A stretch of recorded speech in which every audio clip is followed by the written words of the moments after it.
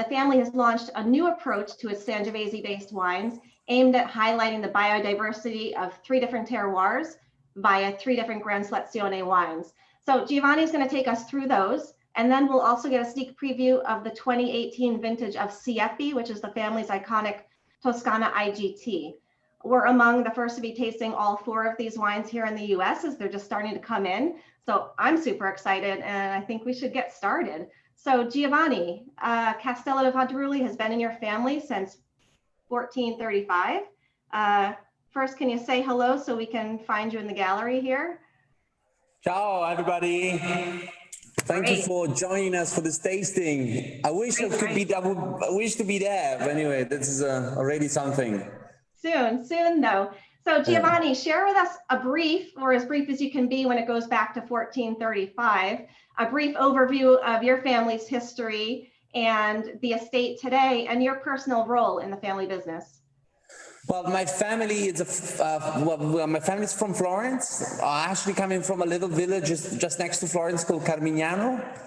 And my family's always been linked with the winemaking, and not just the winemaking, but still around the wine industry, because at the times my family were coopers, and that's the 11th century, and that's where my family name come from.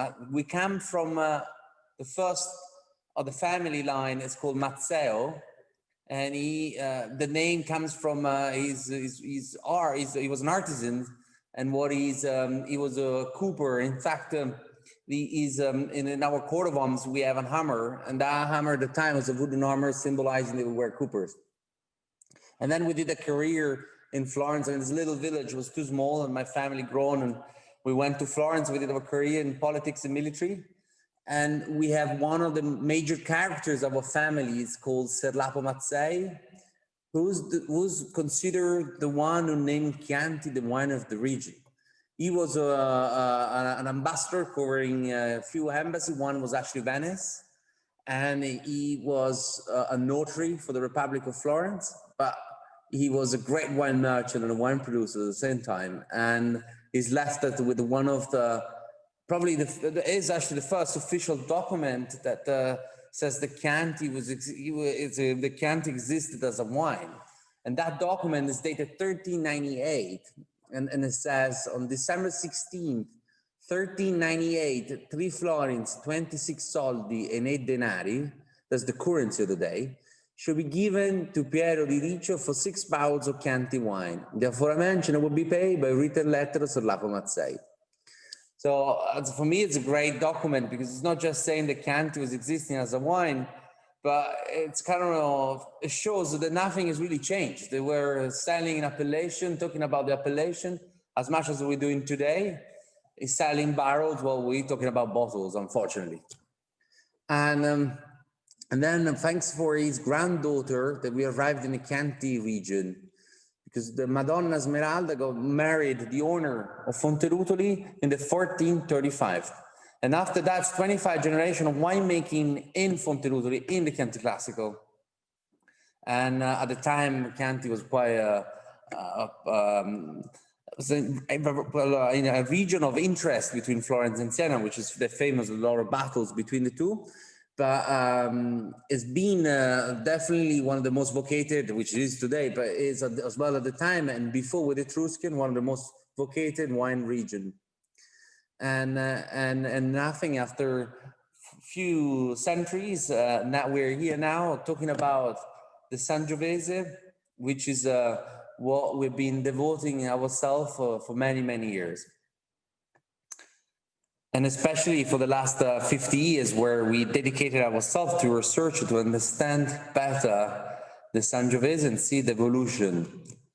And that we started it when selecting from vines planted in 1911. And those vines were the first where we start selecting our specific type of Sangiovese. And then from there, we started a path where we joined a research called it Chianti Classico 2000, and with that and plus our own research, we created a nursery project where we worked with 36 different subvarietals of the Sangiovese. And why we did this is because we have such an articulated estate with so many differences between one location to the other one. We're going from over 200 meters from the sea level to almost up to 600. And there's a lot of different exposure, a lot of different climes, and Sangiovese, you can't have just one solution for everything. It's a massive puzzle. And so that's why we wanted to select in order to get the most, the best combination to really deliver the best emotion while you really find a strong identity, character. You really can see where the wine is being made from. Excellent. So Giovanni, let's talk about Chianti Classico appellation in general in terms of the terroir and biodiversity. And then maybe we can take a look at the map of these specific vineyard sites and dig into that. Chianti Classico, for me, it's a beautiful library. It's something where you just want to dive in and go for the journey. From the different districts, from Greve, Panzano, Radda, Gaiole, Castelnuovo Berardengo, Castellina in Chianti, even Poggibonsi, San Casciano, and more. You can see the differences and how the places are with their complexity in terms of type of soil. Places like Radda with more like Galestro, more pure in type of solid soils and more altitude.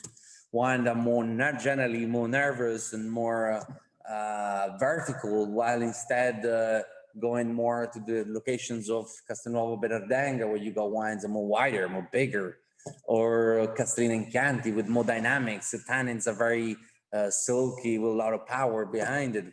So you have this beautiful diversity in this region, which is at the end of the day, it's not a small region, but has for sure a strong linkage between all of the different districts, but each of the districts then has its own characteristic. And I think the direction that we all are taking now, where we want to underline more the character of Chianti Classico within his own little differences. And that's what we are doing as probably one of the first producers, presenting 3 different crew of Gran Selezione coming from 3 different districts. We're lucky because our estate covers 3 districts with 7 vineyards locations, but within 3 districts. And I think I think this is the ultimate decisions to really explain better what is behind our beautiful region. And this is as what Bethany is showing you. These are the vineyards of the Castello di Fonterutoli. So you go from the far left hand, where there's Siepi. Just underneath the Siepi, you have the Val d'Elsa. So this beautiful valley, which at the end you have San Gimignano, Volterra, and behind Volterra and San Gimignano, there's a line of hills where you just have the sea. So the seaside is actually very close, and we still get a really good, nice influence from that part of the region. So the climate is more mild. The soil in Siepi and in the part of the south bit of also of Cornia and Caggio, you have a good level of alberese, but with a good mixture, good balance with a lot of clay. So you have this nice minerality and elegance, but at the same time with a lot of power. The more you go higher, and more aromatics you get. And that's what I found, and you will see while you're tasting the wines and you see the journey that we have here. Once we reach on Fonterutoli, you will see this combination of elegance, power, very dynamic tannins with a lot of aromatics. And then we go more on the right-hand side, where we are now in the blue bits, where we are in Castelnuovo Berardenga, with Vicoreggio on the right-hand side, where we make the wine Vicoreggio 36, where we have the 36 different clones of Sangiovese planted together. That's where we run our nursery project. And then Belvedere, which is just above, Belvedere, it's a very interesting soil, very interesting type of terroir, which is probably a good combination between Castellino and Chianti and Castello Berdenga, between Fonterutoli and Vicoreggio. Then we go more up and you get to Badiola, which is then as the highest point of the estate, 570 meters from the sea level, which is to grow Sangiovese at the altitude with that level of quality. I think it's very, very challenging, but at the same time, I think it's one of the places where you can get the best, the most incredible emotions while you're drinking this wine. It's pure elegance and very vertical with a good level of fruit as well, but it's a wine with a bit nervous. That wine sometimes is hard to break. And it's a very limited production coming from Badiola.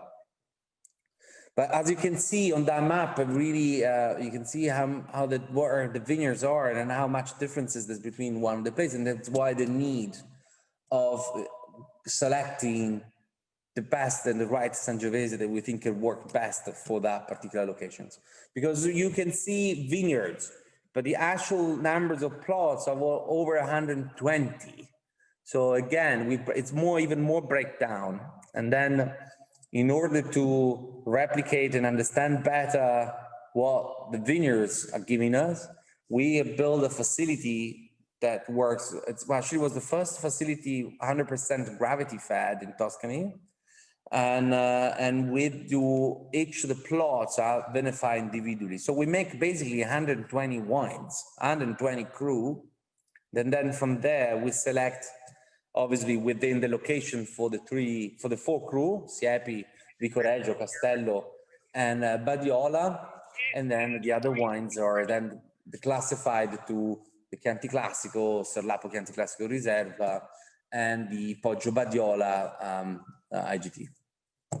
So Giovanni, I'm just going to interject with a couple of questions that popped up here. And first of all, and I'm going to have to put this photo up because it's adorable. But we had a question from Pat Thompson. There are 11 in the Mazzei's 25th generation. Is that true? Are there 11 of you? And how many of you are actually working at the winery or in the wine business in some capacity? Well, we are 11 cousins, and we are working in the family business, just my uncle, my father, and my cousin. Great, okay. The four of us. Unfortunately, my grandfather passed away. He was the chairman until last year. Okay. And Andrea Robinson had a question related to the terroir. Can you explain Galestro? What is the composition of it, and does it vary in concentration like chalk does in Champagne?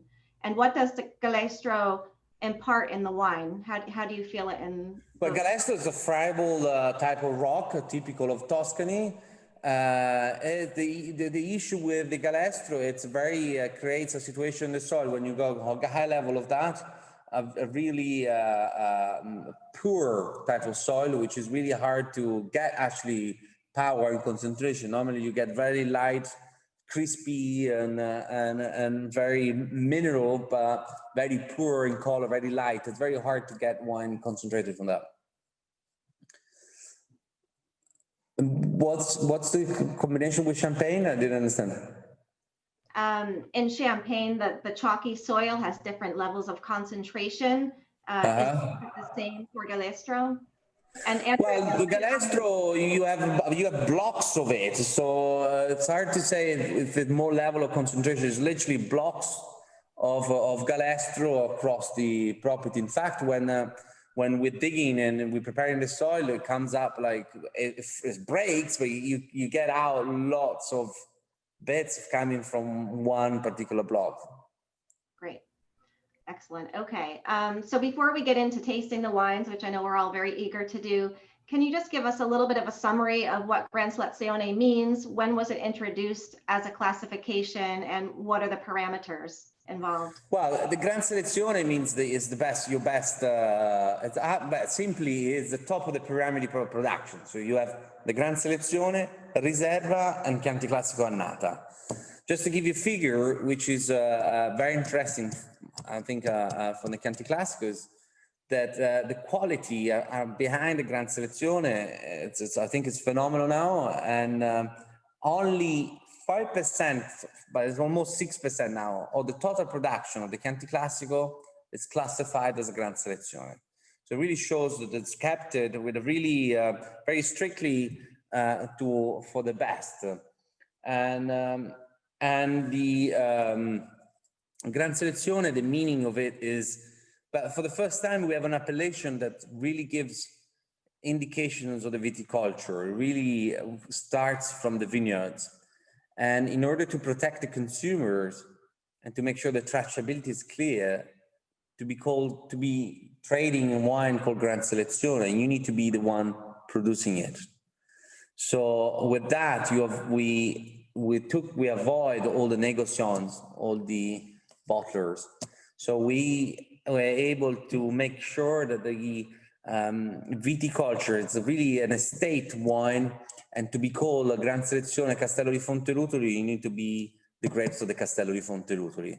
So that I think it's a game changer in the names of appellations, the category of the appellations of Italy. We never had anything similar in any part of Italy. And then the aging, it's required over 30 months of aging with the specifications of oak, which before we didn't have any specifications. Then there's few other elements, of chemical elements, and wines needs to respect. And then for me, the most important thing is the committee who tastes the wines, which gets together every week to taste the wine. And it's a very interesting group of people, they're doing the tasting, which are make sure that the wines are fitting and getting to be approved. They're reflecting the terroirs that are named for. But the Gran Selezione nowadays is basically driven by, obviously, mainly Sangiovese. There's less international blend, but mainly 100% Sangiovese, and that's the direction that the Chianti Classico is taking, even if historically Chianti Classico has always been based with mainly Sangiovese, but with other indigenous varieties. I think the other important thing is I like to say that probably nothing has really changed with the Gran Selezione, but it's just changed our way of seeing the wine from Chianti Classico. I think that was the most important thing of this new launching of this new category, which at the end of the day, but at the end of the day, the rules are not really making the wines. It's how we envision how the winemakers are doing the wines and the way they're gonna express themselves. So I think with this, we were finally getting more, we're changing a bit the point of way of seeing the great wines from this region. Great. So Giovanni, you have a couple more questions coming in from the group. Mary Ewing Mulligan asks, she says, I recall that your father and uncle had a concept of Gran Selezione at the beginning, not just as a quality tier, but as a doorway to terroir-driven and commune-driven understanding of Chianti Classico. You seem to be moving in that direction. Are others, and do you think it will be successful? I think if I look back, it started on February 2014, just 6 years ago. And now looking where the Gran Selezione is, I think it's definitely a great success. And I think the first great vintage was 2015, even if it was warmer, as a warmer vintage, but great in terms of Sangiovese with that type of round, soft tannins. And that was really the turning point for this new category, and where now I think is well addressed. And yes, the aiming is really to that, is really to do wines that are they can reflect the viticulture of the region and can really make sure that the wine screams the terroir, screams what the identity and where the wines is from. Perfect. Okay, well, I don't know about you guys, but I'm ready to taste these. But before we jump into them, Giovanni, we've got 3 Gran Seleziones in front of us. One is new completely. One has been a Gran Selezione for many years, and the other had been a Toscana IGT under a slightly different name. Can you just take us through that trio quickly, and then we can launch into wine number 1? You want me to talk about Vicoreggio? Yeah. So Badiola is a new wine, correct? Yeah. So Badiola is a new wine. We're finally, after over 25 years, we've seen that the Sangiovese from Badiola is really showing something exceptional. So we decided to, even if the 17 vintage has been a vintage in most of the part of Tuscany, very complicated. For us, at the end of the day, it was a vintage with great character and really strong identity. So we thought that this would be the right timing to release. We just released a couple of thousand bottles, so it's just 3,000, just over 3,000 bottles of Badiola, and it's completely new, coming from the vineyards of Badiola, which are in the district of Radda. Then we decide also the Vicoreggio, which was called before, probably you recall it as Mix 36. We changed the name on Vicoreggio 36 to make sure that the wine is linked to that particular vineyard. It's not just a wine with a research purpose, but it's actually a strong, with a strong terroir identity. And obviously we made it fall under the categories of the Gran Selezione. But besides that, nothing has really changed. The wine, we can also label back some of the vintage if we want as under Gran Selezione, because the wine was really respecting that type of requirement. And then Castello, which is our flagship wine, which has always been the same, which with 17, again, after many years of dedication of the research in the right types of Sangiovese for our locations, and now over 25 years of having been planting that, we feel that now the wine should be 100% Sangiovese. Fantastic, thank you. So why don't we get into the first wine? So we go from, we start from the highest and we go to the lowest, and then, then we take a break, and then we'll talk about Siepi as well, because we'll need to talk about the new vintage of Siepi. Okay, so everyone, the first wine is the Badiola.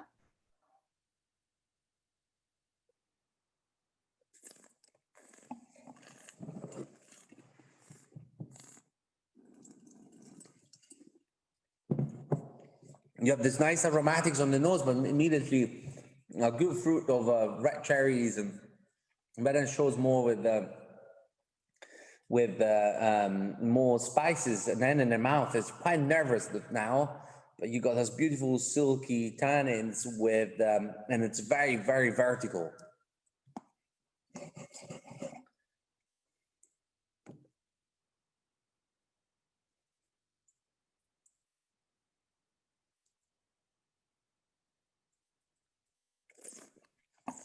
Giovanni, we have a question about oak use in these wines in general. So Sangiovese is very sensitive to the use of oak, and regulations for Gran Selezione only require 30 months. Sangiovese is very sensitive to winemakers. To winemakers. Well, we tend to overdo what instead is already there. So with this type of Sangiovese, you really need to be with less interference possible. So that's why we build a facility 100% gravity fed. But that's not enough. I mean, we work with the smaller tanks, but the most important thing is not just working without using the pumping, so no pumping over and not even pumping down to the tank, but separating well the stems from the grapes and making sure the grapes are more intact as possible. So while vinified, the grapes are floating better, and so we avoiding also the pinching down. So here we really trying to not touch the grapes, and we just go with a little jar of wine and just put it on the top in order that the wine gets, the grapes moves a little bit more. For Badiola, we don't use any additional yeast. It's all natural, spontaneous fermentation, not temperature controlled.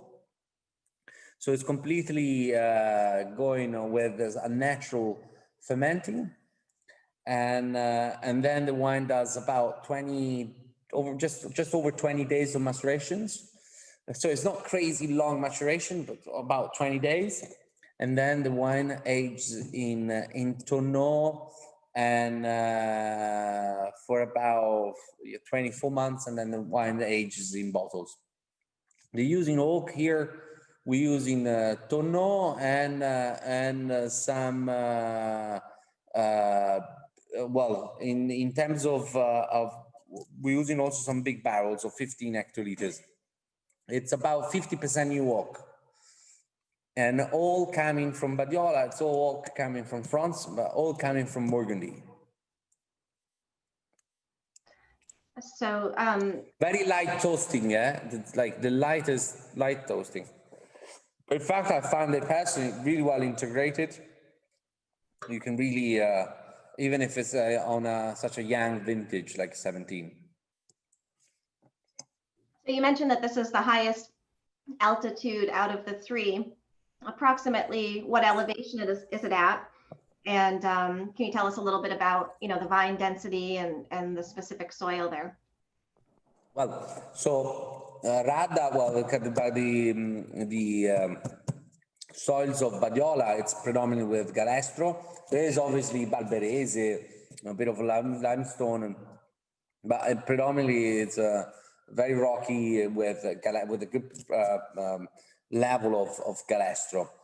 It's a vintage where yields are very, very limited, extremely limited. Sometimes it's quite heartbreaking. And the altitude, I think, here plays a big role, because it's as much as altitude, but the exposure, which is south, southwest, southeast, you got really beautiful exposure from the sun, and somehow the level of sunlight they get is probably one of the highest compared to the other places of the state. So you really get a great level of light, which is very needed, and for the maturations, and a good differences between nights and days. So that again helps us to give great aromatics to the wine. And I think I'm a big fan of this type of wines where you get like this complexity with this austere character, which is probably typical from Radda. And I think more and more we all falling in love with this type of wines. More we've been with our passion tasting more wines in general. I think now I go more towards these type of wines, even if it's from Burgundy or Piedmont or Tuscany.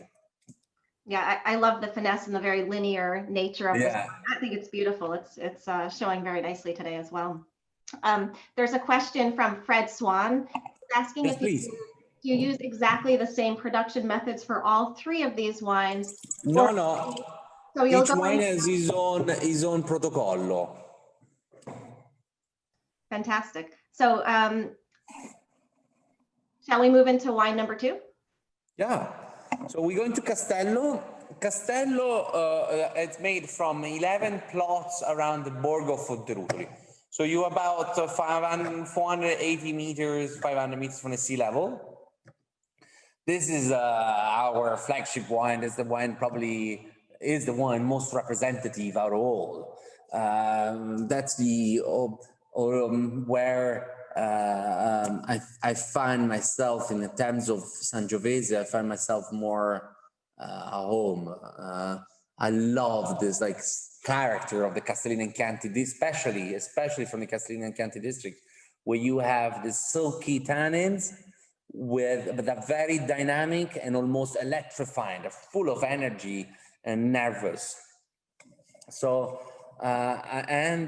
compared to the other location that we have in Castello and Chianti, the fact that we are at that altitude, you also have a good mixture of aromatics. So in the nose, you find immediately a bit of from a bit of an orange peel to violets to lavender, and then black cherries, and then a lot of different red fruit.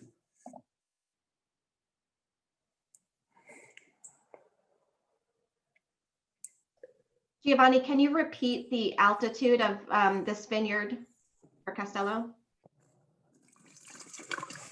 But the 11 plots, so on the average, we're about 480. Mm-hmm. The lowest go from 420 and the highest is 500 something, 150. And with this particular wine, can you walk us through a little bit more in depth about the vinification? Yeah, of course. So, well, we vinify each of the plots completely individually. Here, it's all vinified in stainless steel. And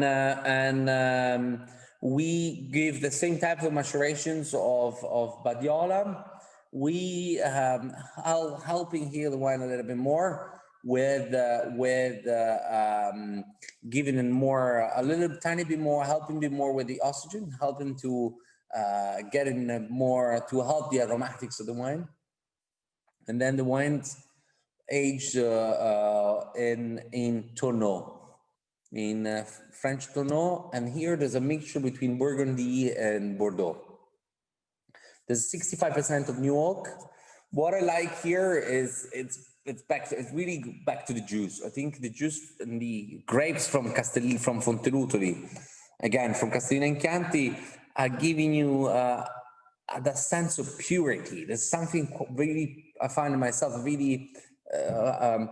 I think I find it quite a rarity. It's a really pure type of Sangiovese. Excellent. So these wines are and all. The wines aged for about 30 months, 25 months in tonneau, and then aged for 6 months in concrete vats. So where it does the finissage, so the master blending is done all in concrete vats, and the wine that settles, relaxed, and it gets more linear, cleaner, and that's where then the wines get bottled. And for internal Excellent. review, And anything at all, but ICR means a review with Tor for some reason. So Giovanni, this particular wine is now 100% Sangiovese. Were previous vintage of this a blend? And can you talk a little bit about the change and why? The previous blend was Colorino with Colorino and Malvasia Nera. 92% Sangiovese with a touch of Colorino and Malvasia. So with what vintage did it become 100% Sangiovese? 17. 17 is first. Good. Okay. Yeah. So if there are no other questions on this one, I think we can move on to the Vicareggio 36. Vicareggio I find it's a very interesting combination here, because you have the few of the characteristics of Badiola and Castello and Chianti in terms of a bit of aromatics, the level of fruit, but then the wine has got this like power, and it's very wide. It's less completely different in terms of drinking profile compared to Badiola and Castello. It's much more wider, but preserving the finesse. But then in the nose, it's really tricky, because you get after the first aromatics, then you get with more mature type of fruit, more like raisin, more like darker type of fruit.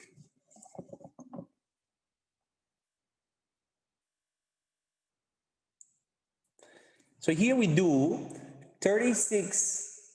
So each of the clone, which are planted by row, each of the clone is vinified individually. So we do 36 different vinifications to make this wine. So it's a hell of a job.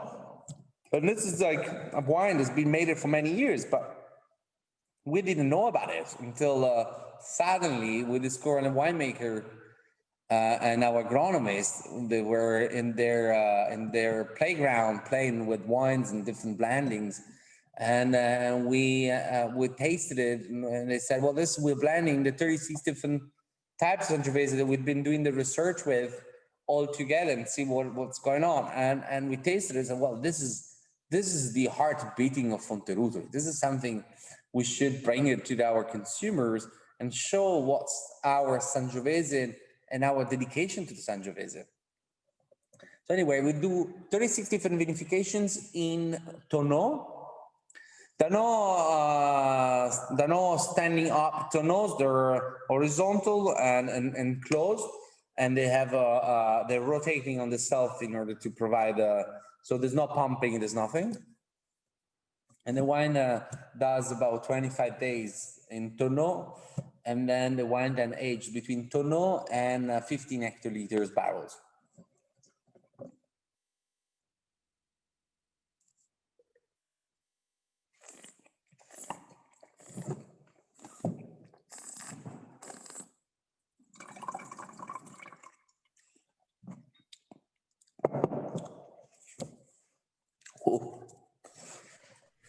I think these three wines are all really expressing a very distinct piece of the terroir. They're so different in style, but they still have that kind of Fonterutoli DNA running down their spines.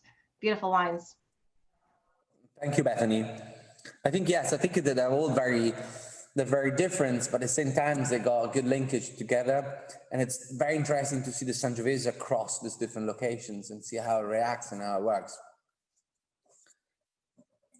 And that's the beauty, I think, of the Chianti Classico, and that what makes, I think, Fonterutoli a special reality. Giovanni, Michael Epstein is asking if all the wines are made at the same winery. Yes, they are. Good. And Leslie had a comment about the Vicareggio 36 it's just a stunning wine. The texture is velvety, but with grip. And I couldn't agree more. This particular wine was a Toscana IGT until this vintage. What had to change to change the appellation? Well, I think it was just about time. When we released it at the time, we wanted to just do showing what's the research behind our winemaking and our dedication to the Sangiovese.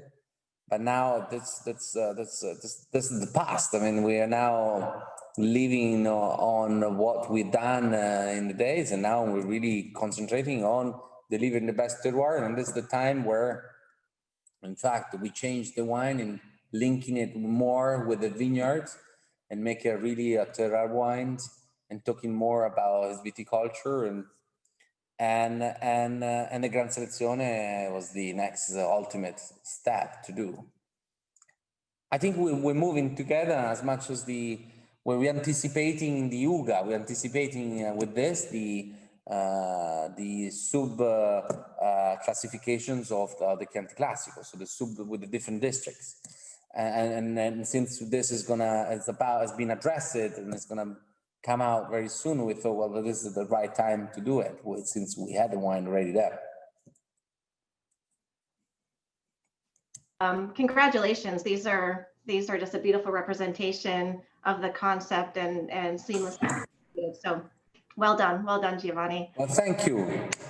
Just keeping an eye on our time here, so I wanted to make sure we give sufficient focus on the Siepi 2018. So perhaps we can pivot and go to wine number 4.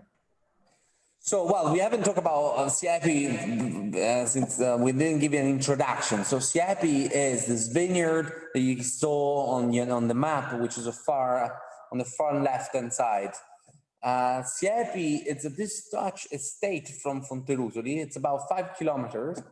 But it's always belonged to my family since the 1435. And when we were celebrating one of the anniversary of Siepi, we were in search of few documents about the viticulture in the locations, and we knew the Siepi was a vineyard for many, many years. But then we discovered there was actually already a vineyard in the 1461.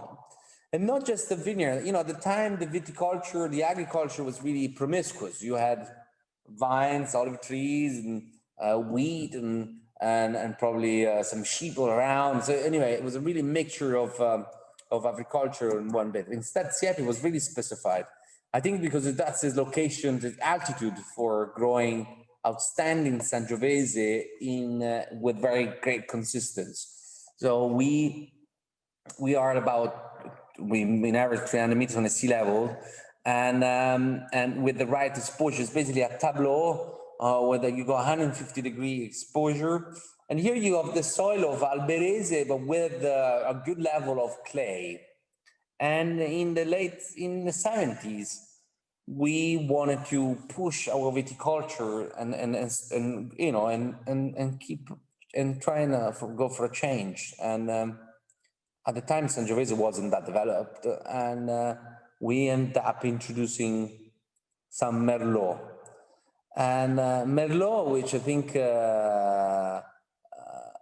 there is probably something quite special about the Merlot from Tuscany in general.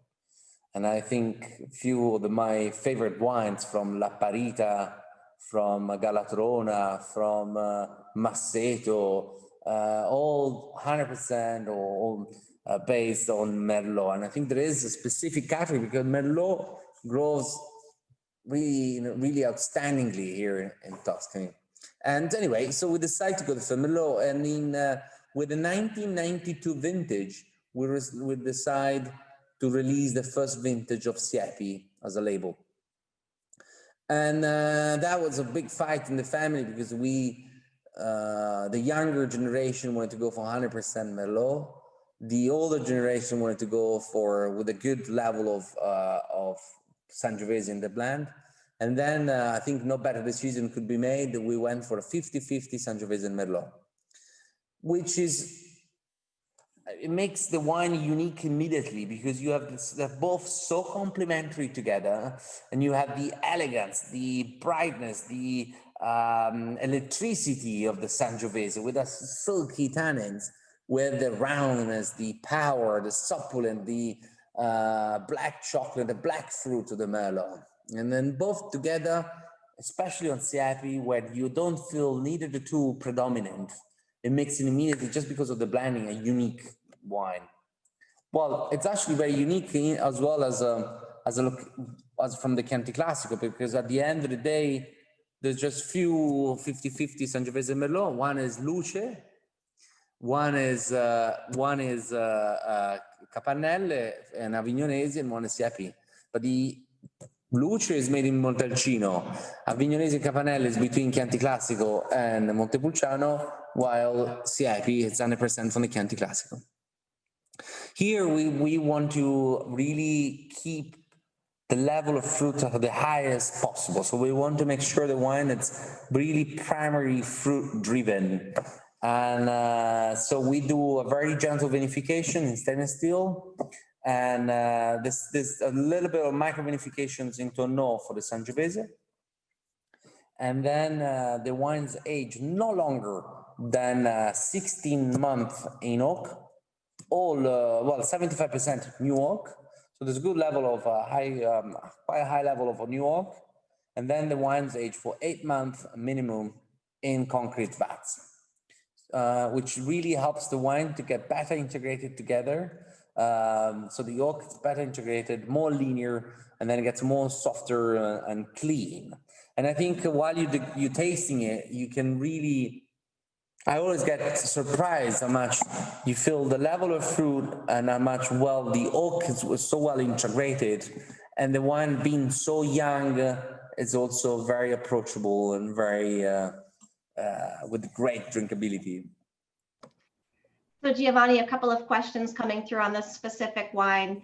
So it's not a Chianti Classico DOCG. Is that because of the high percentage of Merlot in the blend, or is it? Yeah, correct.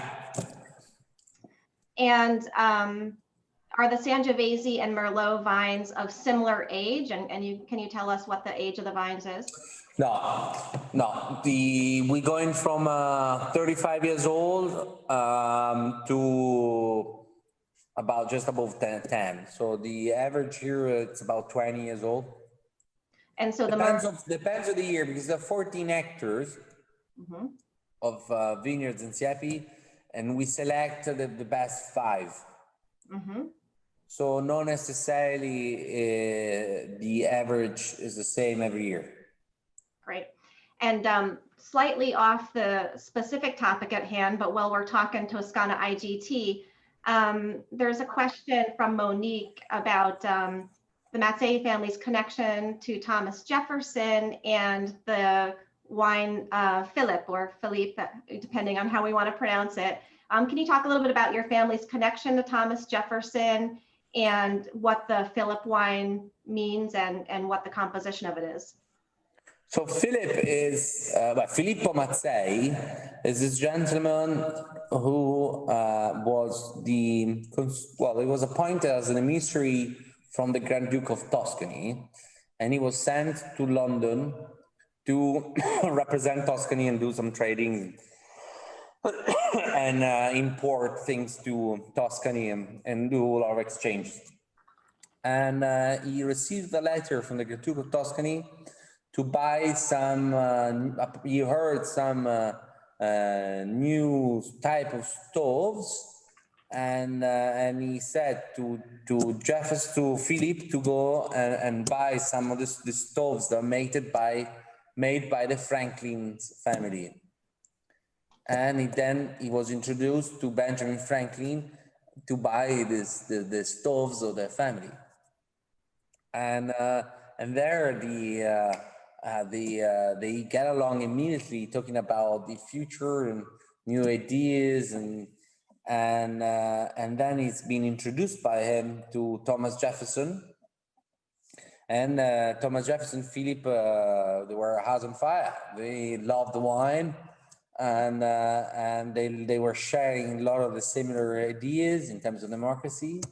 And Philip understood the potential of creating a new world and what's happening in America. So he went back to the Grand Duke of Tuscany saying, we'll need to support these guys and to support the American independence. So he didn't, he was then able to finance a bit of the American independence in a very discreet way. So he left with a few sheep to America with money and a few other things, as well as vines. So he left with farmers and brought vines in Virginia. He lived at Monticello, where he planted the first vineyards.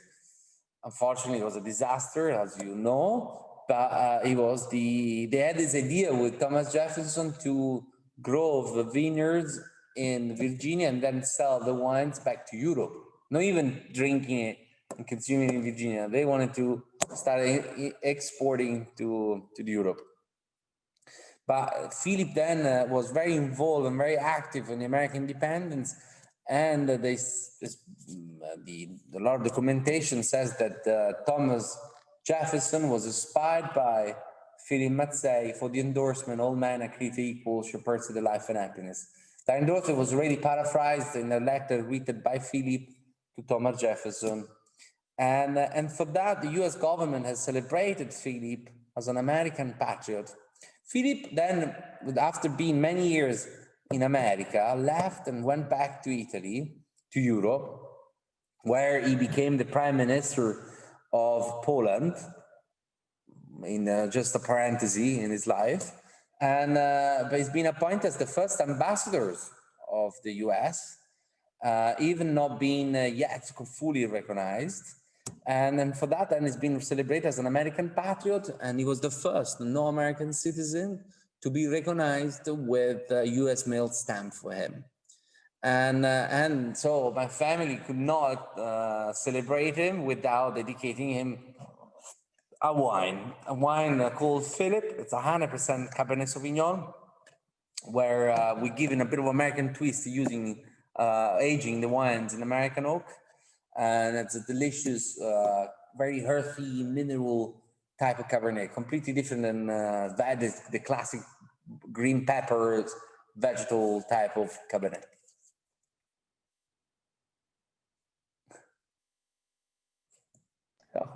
Great, thank you, Giovanni. I had a couple more questions coming in that I just wanted to share with you. So first of all, going back to Vicareggio 36, is there a list of all 36 clones that go into this? And if so, if you can share it, we'll circulate it after this call, or just actually drop it in. We'll drop it into the press kit that you all have. There are. Bear in mind that 18 of them are master selections. Mm-hmm. The other 18s are clones or biotypes.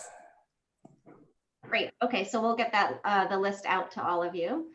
And then there was a question about Ser Lapo. He was called the father of Chianti. Can you talk a little bit about who Ser Lapo is and why he's been called the father of Chianti? Well, Ser Lapo is this gentleman of the Republic of Florence who was the notary of the Republic of Florence, but at the same time he was a famous wine trader and a trader and a famous wine trader. And for the first time, we have in one of his documents, we know this in one of his documents that he's talking and trading a wine called Chianti. And that was the first time that we know that Chianti existed as a wine. So we say that he's the one who named Chianti the wine of the region, but just because he wrote it down. But Chianti really existed as a wine region and as a wine for many, many years. Excellent. And I thought a great question from Lana. Do you think the Super Tuscan category is still going strong, or is there a trend away from that category? I think all great wines are going really strong, and I think that type of profile of Super Tuscan, I think is still going strong. There's some exceptions where I don't think there's space for new Super Tuscans. I don't think there's too much space for new Bordeaux blends from the region, but I think there's the Bordeaux blends that we got, like for example Siepi or Sassicaia, all the wines from the coast, as well as Solayas, Tignanello. There is something that we all like about it. It's something that our palate is enjoying a lot. There's not gonna lie. I mean, as much as we will love indigenous varieties, I think the combination with internationals, and especially when it's well made and very driven, reflecting the region, I think you get something very special, which I think our palates really enjoy. So I think those are the ones really going strong. But again, I think there is not much space for, if I was a new producer today and starting from scratch, I will not go as a first choice to be my Super Tuscan. Great. We had a comment from Dave McIntyre. He said, going back to the Vicareggio 36, it's opening spectacularly well with wildwood and spice flavors. And I couldn't agree more. I just took another sip of it and it's beautiful. So if you've got that open and haven't polished it off at some stage, definitely go back to it. It's really showing spectacularly well. And I think we're getting close to concluding here, but if there are any final questions from the group, we'd be happy to address them. Feel free to either put them in the chat or unmute yourselves. But otherwise, you all have an electronic press kit with lots of details in there. But if there's anything else that you should need, just reach out and ask.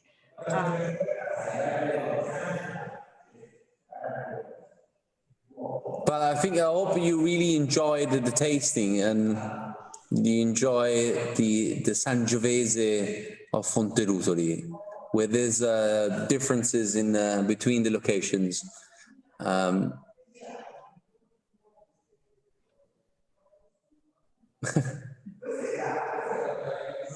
But thank you, all of you.